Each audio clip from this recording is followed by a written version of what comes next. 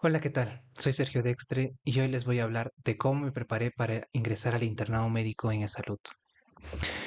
Yo realicé mi internado médico el año 2023 en el Hospital Revaliati en la ciudad de Lima y realizo este video principalmente porque me hubiera gustado recibir algunos consejos y esclarecer algunas dudas que tenía cuando me estaba preparando, como en qué academia debo inscribirme, si es que debo inscribirme en alguna academia, desde cuándo tomo simulacros, debo hacer resúmenes, qué hay de las flashcards, entre otros consejos que voy a hablar en este video.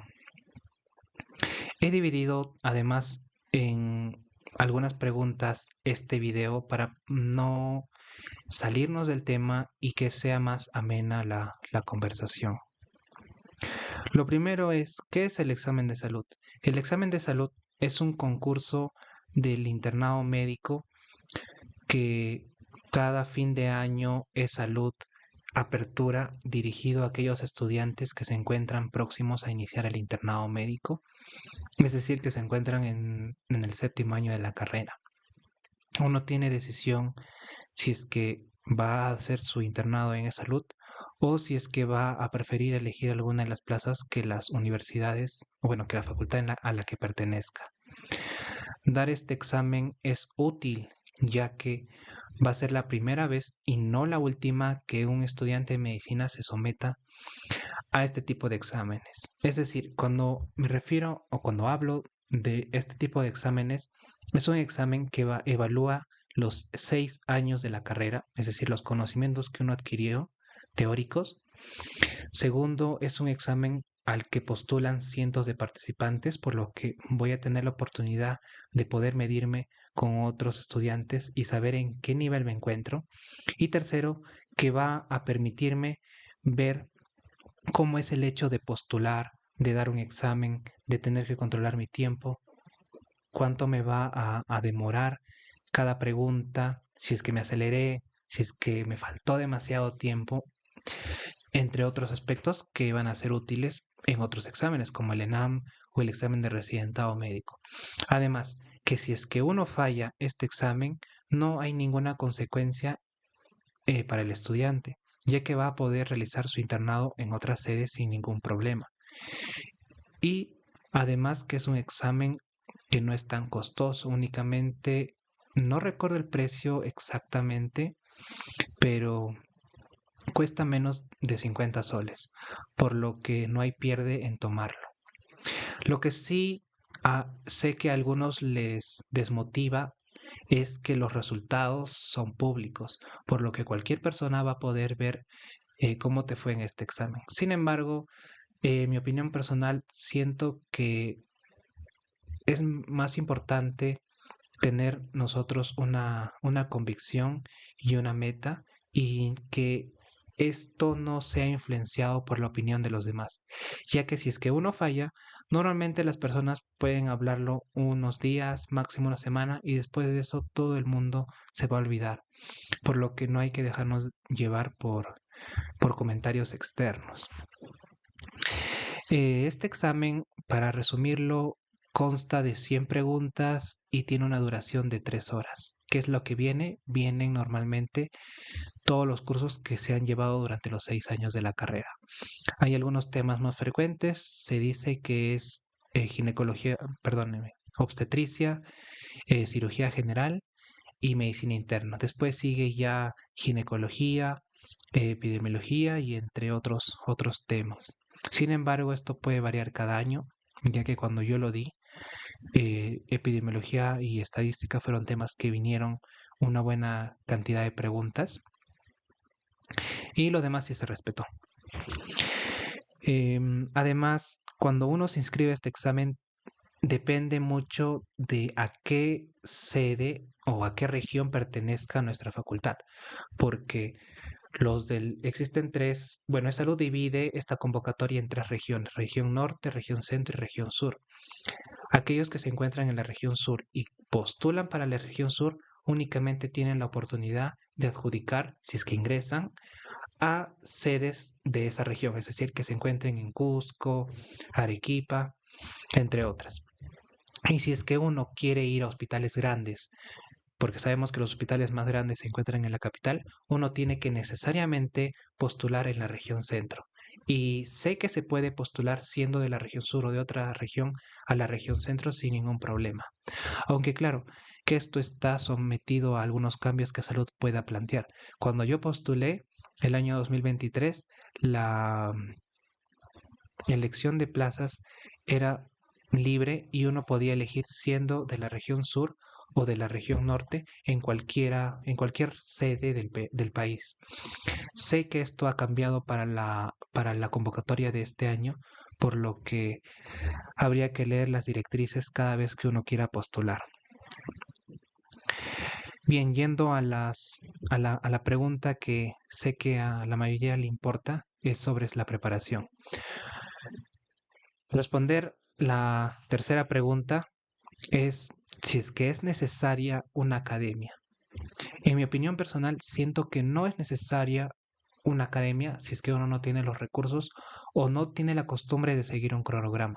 Si es que a uno le gusta que estén detrás de uno diciéndole avanza, hoy día tenemos clase de tal, hoy toca tal tema, creo que puede ser útil.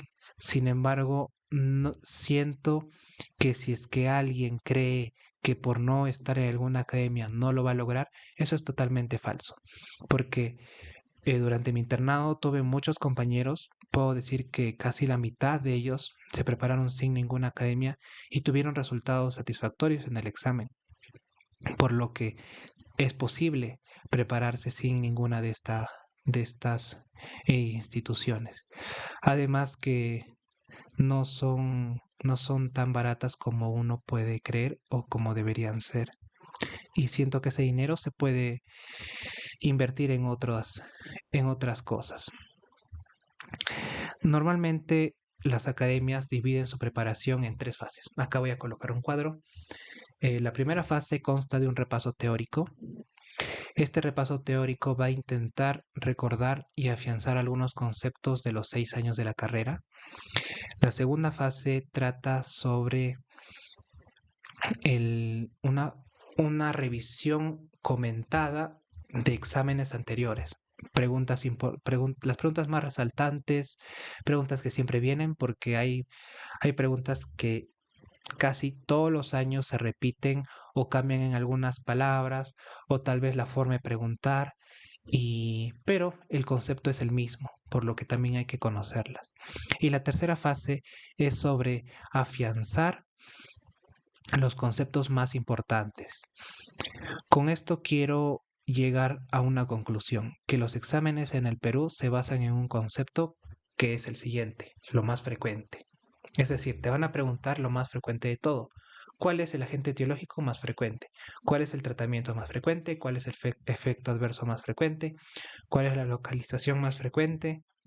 ¿Cuál es el componente más frecuente? ¿Cuál es la arteria más frecuente? Y lo más frecuente por 1000. Entonces, cuando uno tiene que estudiar y repasar para este tipo de examen, tiene que enfocarse en lo más frecuente. Y es así como uno va a tener éxito en este examen. Considerando o teniendo prioridad por lo más frecuente, va a dejar de lado muchas patologías, que si bien es cierto llaman a este tipo de actitud romantizar con el tema. Es decir, cuando uno está repasando cardiología, a uno le encanta la cardiología, a uno le encantan las arritmias, uno únicamente va a tener que repasar para este tipo de examen lo más frecuente. Pese a que a uno le guste los síndromes de preexcitación, el Wolff-Parkinson-White, Low-Gannon-Levin, entre otros, no van a ser tan rentables para este examen. Recordemos que nos estamos preparando para un examen, por lo que sé que suena un poco duro, tenemos que únicamente aprender esta información que va a ser útil para el examen y dejar de lado otros temas que tal vez a nosotros nos guste o nos pareciera interesante para priorizar aquella información que se requiere o que va a ser más útil para este examen. ¿Qué es lo que yo propongo en lugar de este clásico método que las academias utilizan? Primero, hablar de las desventajas del método que las academias plantean. Si recordamos esta primera fase, les mencionaba que era un repaso teórico. Normalmente al día te piden que veas 6 horas de video, 4 horas de videos, 5 horas de videos y tengas que hacer resúmenes, además tengas que releer, subrayar, entonces es una tarea ardua. No es imposible, pero sí es ardua y que al final vas a terminar cansado, agotado, sin ganas de seguir. Va a haber momentos donde no vas a avanzar, te vas a retrasar, te vas a frustrar. Y siento que todo esto se puede evitar, no siguiendo el método que nos plantean. ¿Y por qué digo que no es útil? Pese a que ellas nos van a, bueno, las academias nos venden que sus métodos sí funcionan. Y sí, pueden funcionar en la gran mayoría, pero siento que, o bueno, sé que hay maneras más óptimas de utilizar esta información. Y les voy a mencionar por qué. Voy a tratar de poner el cuadro acá, acá. Es un cuadro de los métodos más eficientes. Normalmente las academias te dicen, mira videos, relee y subraya, además de hacer resúmenes. Entonces, si nos damos cuenta, estos métodos son los de más baja eficacia que se ha visto en la ciencia, en la gran mayoría de estudios. Por lo que sí van a funcionar, pero no son tan óptimos. Va a requerir mayor tiempo, mayor desgaste para que tengan alguna función. Recordemos aquella frase que nos dice, estudia inteligentemente y no estudies duro. Y eso es cierto. Todos recordamos o todos tenemos algún compañero que se ha matado estudiando toda la madrugada, estudia 12 horas al día, no come, no almuerza, no duerme y sin embargo le va mal en la carrera o le va mal en los exámenes para con algunas notas desaprobatorias. Y también tenemos por otro lado aquellos compañeros que únicamente repasan 30 minutos, 2 horas y tienen notas aprobatorias. ¿Por qué creen que sucede esto? Sucede porque aquellos compañeros que tienen que estudian menos, estudian de manera más inteligente, es decir, tienen mejores métodos, se enfocan en temas más importantes, más preguntables, a diferencia de los otros. Y esto es lo que planteo, que se estudie de manera inteligente. ¿Y cómo lo hacemos? Bien, ahora les planteo la siguiente imagen. Vamos a imaginarnos que estamos frente a la siguiente pregunta. Gestante de 38 semanas con presión arterial 160/110 y albuminuria 4 cruces. Nos preguntan cuál es la alternativa terapéutica más apropiada. Tenemos que recordar que hemos tenido una base de 6 años de conocimiento donde hemos aprendido muchas cosas, tal vez algunas no tan bien. Sin embargo, no venimos desde cero, por lo que queramos o no sabemos qué es betametasona, tal vez hemos escuchado algo de sulfato de magnesio que se utiliza en la crisis asmática, que también se utiliza para las gestantes con preeclampsia, con signo de severidad, en la eclampsia. Sabemos que el misoprostol también es un agonista de las prostaciclinas. Entonces, tenemos algunas nociones básicas. Es aquí cuando nosotros vamos a aprender a analizar qué es lo que nos quiere preguntar. Segundo, vamos a aprender a descartar las alternativas. Y tercero, vamos a poder controlar nuestro tiempo y que nuestro repaso sea dirigido a aquella información que no manejamos. Por ejemplo, sabemos que gestante 38 semanas con presión arterial 160/110, bueno, decimos no está normal, entonces está elevada. Segundo, tiene albuminuria 4 cruces, bueno, eso no es normal, tenemos algo de noción. ¿Qué nos está preguntando? ¿Cuál es la alternativa terapéutica más apropiada? Lo que te quiere preguntar es cuál es el tratamiento más frecuente, cuál es el primer tratamiento. Entonces se repite la idea que se iba mencionando. Tenemos estas alternativas. Obviamente existen algunas técnicas. Si se repiten tres y hablan de lo mismo, descartamos las dos que no tienen nada que ver.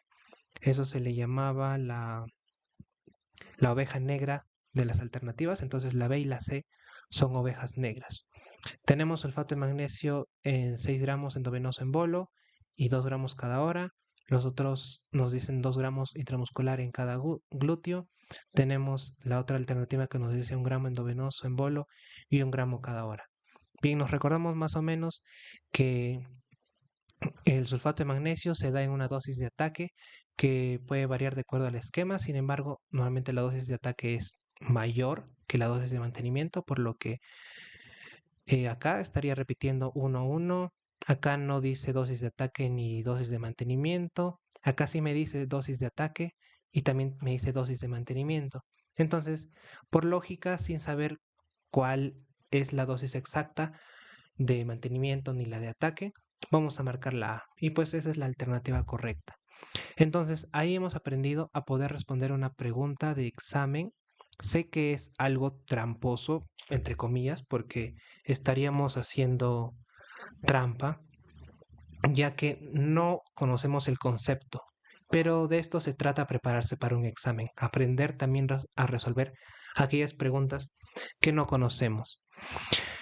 Entonces, una vez que ya por técnica de examen saqué que es la alternativa A, vamos a irnos a repasar.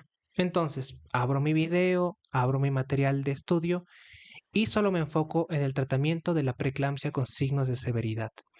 Entonces veo que sí, efectivamente mi dosis de ataque era 6 gramos y la de mantenimiento era 2 gramos cada hora. Que esto existen otros esquemas donde acá es 4 y acá es 1 gramo cada hora. Bueno, ya, aprendí algo nuevo.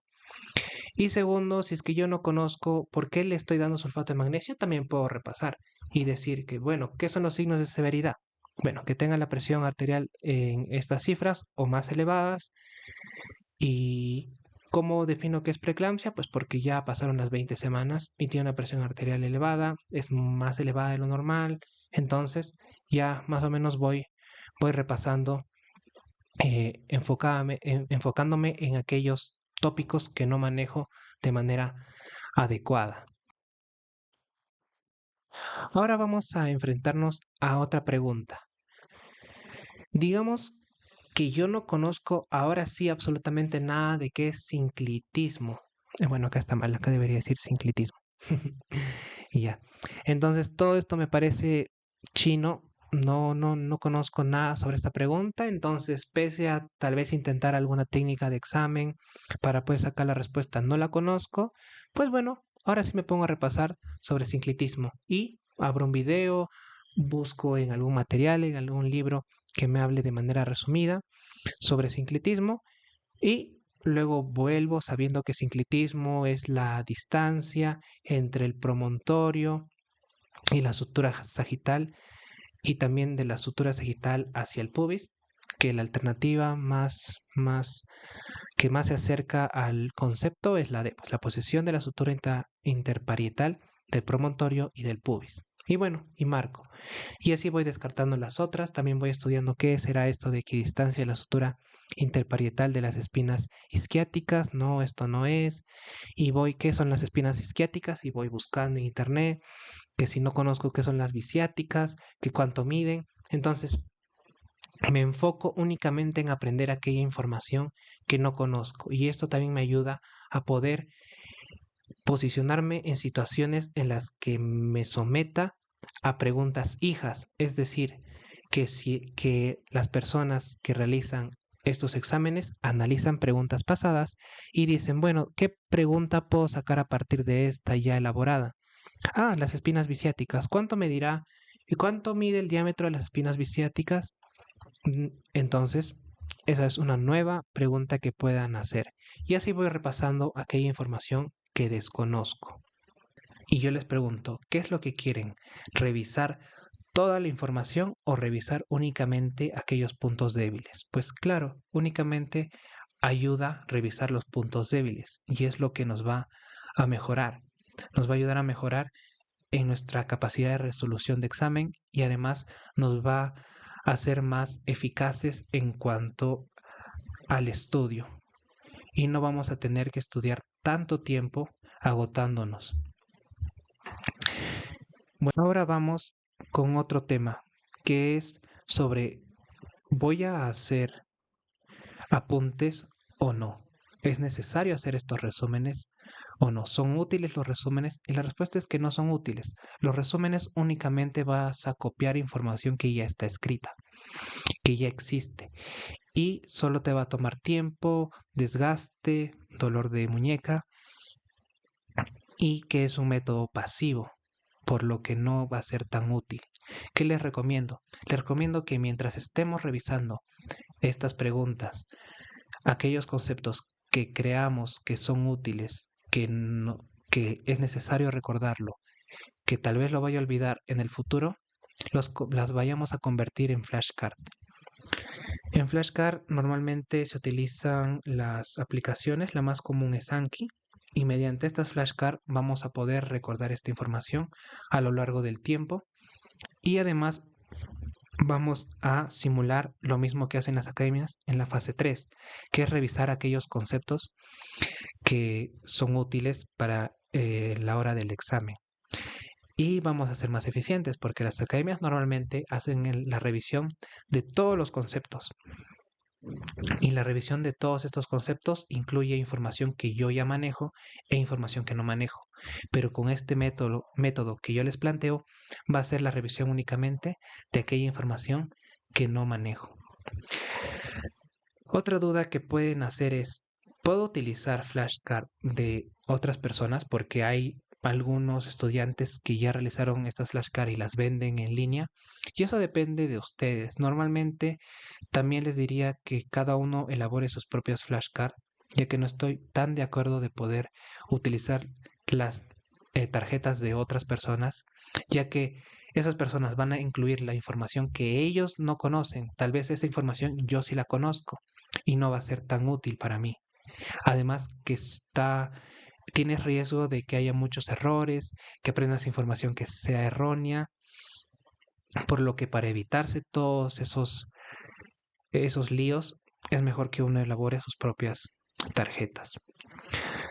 Alguna recomendación corta sobre las flashcards es que no es necesario hacer flashcard de todo. Digamos que uno esté repasando el tema de arritmias. Entonces, en arritmias eh, sabemos que se dividen en dos grupos, las taquiarritmias y las bradiarritmias, por lo que nosotros decimos, todos entusiasmados, vamos a hacer nuestras flashcards de arritmias. Primera flashcard, ¿qué son las arritmias? Segunda flashcard, ¿qué son las bradiarritmias? Tercera flashcard, ¿qué son las taquiarritmias? Y eso no es tan útil, ya que es información que uno puede manejarla y no es información que uno vaya a olvidar en un futuro. Únicamente uno tiene que poner aquellos conceptos que crea que son útiles. Por ejemplo, ¿cuál es la arritmia más frecuente? Y ya, la pone. No sé, perdóneme, fibrilación auricular. Bueno, aunque claro, eso depende si es que es hospitalaria, si es que no es hospitalaria y bueno, y todos esos detalles. Pero esa es la idea, de que ponga un concepto que sea importante y sea rentable. Y eso es lo que hacen las academias. Cuando en sus fases teóricas, ellos un año previo, digamos, este es el siguiente ejemplo. Las academias han hecho su repaso teórico de tuberculosis. En tuberculosis han incluido una serie de ítems que va desde etiología, fisiopatología y tratamiento. Sin embargo, en el examen de ese año viene una pregunta sobre efectos adversos. Y esa pregunta de efectos adversos ellos no tenían dentro de su información. Para el siguiente año, las academias van a incluir esa información en sus repasos teóricos, en sus videos, en sus libros.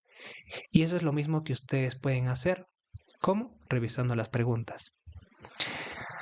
Además, algo que también quiero que sepan es que las academias cada año prometen y reprometen que este año sí han puesto un nuevo método y están tan emocionados de empezar porque nunca habían hecho un ciclo como este, por lo que todos tienen que inscribirse y pagar miles de soles, porque ahora sí va a funcionar, ahora sí lo han hecho bien y que el método que ahora les promueven es único.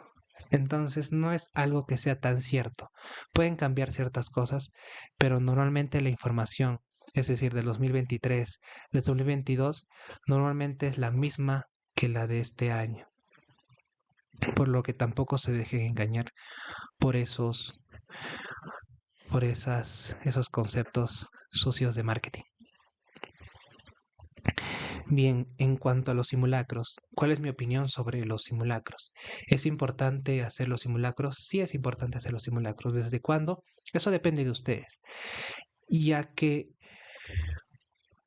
uno puede tener una base sólida y puede ser resistente. Digo resistente porque tengo compañeros que no les gusta hacer simulacros desde un inicio porque esto muchas veces los desanima y quieren dar los simulacros cuando ya se sientan preparados. Y bueno, es algo respetable, ¿no? Que sí puede funcionar siempre y cuando uno haga simulacros meses previos al examen. No es que se va a poner a hacer 2 semanas antes al examen, sino si es importante. Si no vas a comenzar desde un inicio a hacer los simulacros, empieza desde 3 meses, 4 meses antes de que llegue el examen. Pero tienes que hacerlos. ¿Por qué? Para manejar tu tiempo y para saber em, técnicas de exámenes, para saber cómo está tu nivel, en qué tienes que mejorar, qué puntos débiles tienes, por lo que es importante. En mi caso, yo sí hice simulacros, habré hecho 10 simulacros y normalmente mi puntaje iba en ascenso. No recuerdo los puntajes exactos, pero siempre iba en ascenso y llegó un punto donde ya me estanqué y los puntajes variaban en 2 puntos, un punto más abajo, más arriba 2 puntos, y esa es la nota que predijo mi examen real, por lo que es importante hacer estos simulacros. Además que me ayudó a, a calcular mi tiempo al momento de resolver cada pregunta. ¿De dónde consigo simulacros? Los simulacros están en red. ¿Dónde consigo los videos? Los videos están en las redes. ¿De dónde consigo los materiales? También están en las redes. Todo se puede conseguir en la internet sin ningún problema y sin ningún coste. Además que siempre conocemos a algún compañero que nos puede pasar información, que tal vez se inscribió en la academia un ciclo anterior y aún tiene los materiales, por lo que es útil. No es que ya pasó el año y la información del año pasado no vaya a servir. Eso es algo que también las academias tratan de fomentar para que cada año gastemos en un ciclo nuevo. Bien, ¿qué métodos de estudio yo recomiendo? Lo que les decía. Entonces, para resumir, hemos visto que uno va a comenzar con una resolución de preguntas. Cada vez que resuelva una pregunta y no maneje un concepto, lo va a repasar hasta que lo entienda, pero simplemente va a hacer un repaso de aquella información dirigida. Es decir, si es que, por ejemplo, me viene diabetes, una pregunta de diabetes, yo no me voy a poner a repasar desde bioquímica la estructura molecular de la insulina, la estructura de la glucosa, no. Uno va a ir dirigido. Insulina, me vino una pregunta de diabetes sobre la insulina de larga duración. Entonces uno va a repasar qué tipos de insulinas existen, nada más. Y así va a continuar. Seguido de esto, esta información, ¿dónde la va a guardar? La va a guardar en forma de flashcard y les va a ir repasando con el pasar de los días. Y constantemente uno va a tener que hacer simulacros. Normalmente en cuanto a los simulacros, yo los realizaba los días domingo y después de los simulacros ya me tomaba el día para poder descansar. Y eso es algo importante que en algún momento lo hablaremos, que la importancia de tener un día libre a la semana. Y eso es algo que tampoco las academias respetan. Sus cronogramas normalmente son de lunes a domingo y no tienes días libres. Y eso promueve a que uno te haga o desarrolle burnout. Entonces, para evitar esto, siempre que tiene que tomarse días de descanso, donde realmente descanse, no es que se va a poner a hacer otras cosas. Yéndonos a los métodos de estudio, sé que clásicamente la mayoría utiliza mnemotecnias o únicamente trata de repasar, y esto es algo que también me gustaría hacer algún video sobre técnicas de memorización, porque existen técnicas de memorización que clásicamente no se hablan o no se saben enseñar, como el palacio mental, como el método corporal, como unir por historias, que son métodos altamente eficaces y que nos ayudan a poder recordar información, gran cantidad de información, de una manera tan sencilla que muchas veces es sorprendente. Esas son técnicas que yo aprendí al último, no pude aplicar durante mi internado porque no es algo que me hayan enseñado en la universidad o que las academias fomenten, por lo que clásicamente utilicé mnemotecnias, formas de poder razonar con fisiopatología y se me hizo un poco tediosa alguna información. Pero con estos métodos que les menciono, uno va a poder recordar hasta los genes de cada enfermedad. Finalmente, el día del examen, ¿cómo fue? Recuerdo que llegué temprano. Normalmente yo postulé, como Huancayo está dentro de la región centro, postulé en la ciudad de Lima, di mi examen en la Universidad Wiener, donde clásicamente se da este examen. Duró 3 horas, como les había dicho, 100 preguntas y algunos consejos para ese día de examen. Tienes que llegar temprano, tienes que estar lo más tranquilo posible, haber descansado bien un día previo y no dejarse influenciar por nada que vaya a suceder. Yo les cuento que cuando di mi examen, al momento de entrar a la universidad, había como que una especie de revisión de identidad con DNI, con foto, con huella, y cuando me tocó mi turno de poder hacer esta verificación, yo no me encontraba dentro del sistema. Por lo que esto fue una desesperación para mí porque dije que no me he inscrito, escribí algo mal, mi DNI puse mal y me recordé hasta de cómo había escrito mi nombre, que si había fallado en alguna letra. Finalmente se solucionó, ellos habían tenido el problema, habían puesto mal el último dígito de mi DNI y se corrigió. Sin embargo, yo di mi examen con miedo, miedo de que tal vez no lo hayan corregido y esto me invalide mi examen. Por lo que siempre hay que estar atento a los detalles y, y confiar en lo que uno sabe. Además que también me distraje mientras daba mi examen porque muchos chicos terminan antes de tiempo, porque no sé si les gana la ansiedad o no les importa el examen, pero terminan de una manera tan rápida que uno dice, ay, soy tan tonto que me demoro y ellos ya terminaron, seguro el examen está demasiado fácil. Sin embargo, esto sucede en todos los exámenes y no es que ellos hayan podido más que tú o que a ellos les va a ir mejor por terminar antes. Así que es algo que no debe distraerlos. Algunos consejos finales, como les decía, fallar a este examen no es el fin del mundo. Uno puede volver a levantarse y tener mejores resultados en los siguientes exámenes. Uno aprende de ensayo-error, así como aprendemos resolviendo preguntas, fallando preguntas, también aprendemos en la vida de caídas y de levantarnos cada vez que algo nos sale mal. Espero que la información que he dado sea útil. Si es que hay alguna duda, me dejan saber en los comentarios. Si es que quieren saber más sobre algún aspecto en cuanto a métodos de estudio, también me dejan saber en los comentarios. Gracias.